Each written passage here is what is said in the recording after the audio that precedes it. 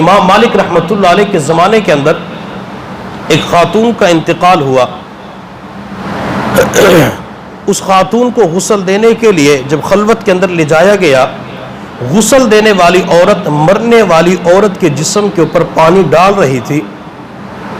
غسل دینے والی عورت نے جب ران کے اوپر ناک سے نیچے والے جسم کے اوپر پانی ڈالا تو اس عورت کا ہاتھ اس مرنے والی عورت کی ران کے ساتھ چپک گیا، چمٹ گیا. اس عورت نے ہاتھ چھڑانے کی کوشش کی لیکن ہاتھ جدا نہیں ہو رہا تھا. خواتین نے مل کے زور لگایا لیکن ہاتھ کو جسم سے جدا نہیں کر سکی.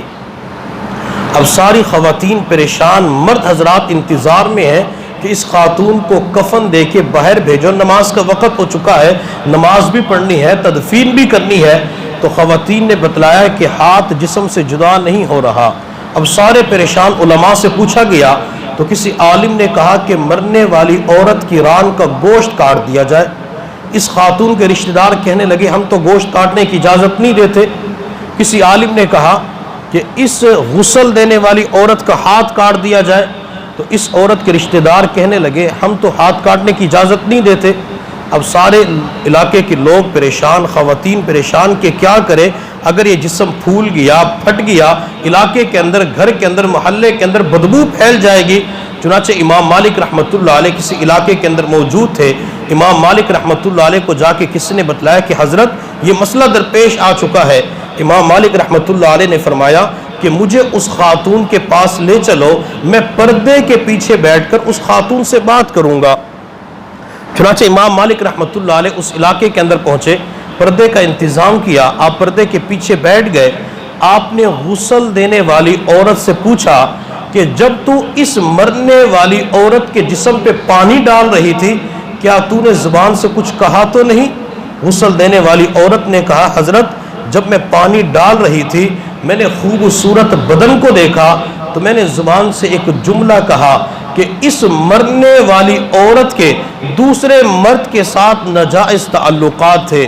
امام مالک رحمۃ اللہ علیہ نے فرمایا کیا تو نے اپنی آنکھوں کے ساتھ دیکھا تھا؟ حضرت میں نے نہیں دیکھا.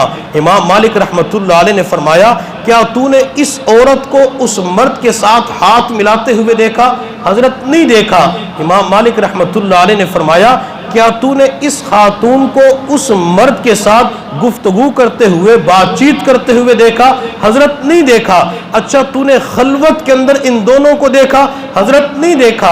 امام مالک رحمۃ اللہ علیہ نے فرمایا پھر تو نے کیسے کہہ دیا کہ اس مرنے والی عورت کے اس کے ساتھ ناجائز تعلقات تھے؟ حضرت میں نے تو محلے کے اندر عورت سے فلاں موقع پہ سنا تھا.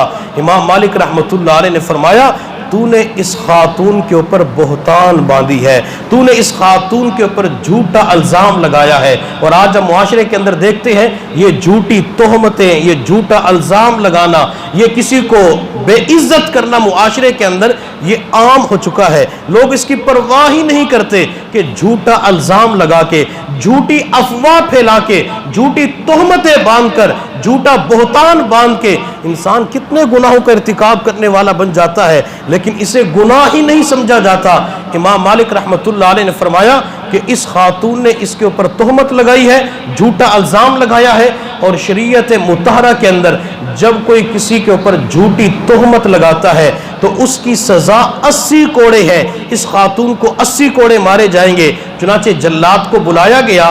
امام مالک رحمۃ اللہ علیہ نے جلاد سے فرمایا کہ اس خاتون کو 80 کوڑے مارو. جلاد نے کوڑے مارنے شروع کر دیے. 70 کوڑے مارے لیکن ہاتھ پھر بھی جدا نہیں ہوا. 75 کوڑے مارے، ہاتھ پھر بھی جدا نہیں ہوا.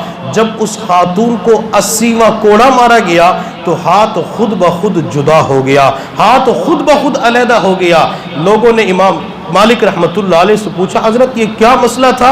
امام مالک رحمۃ اللہ علیہ نے فرمایا کہ اس غسل دینے والی عورت نے مرنے والی عورت کے اوپر جھوٹا الزام لگایا، اس نے جھوٹی تہمت لگائی. اللہ تعالیٰ نے دنیا کے اندر دکھا دیا کہ میں نے تہمت لگانے والی عورت کو عبرتناک سزا کے اندر مبتلا کر دیا.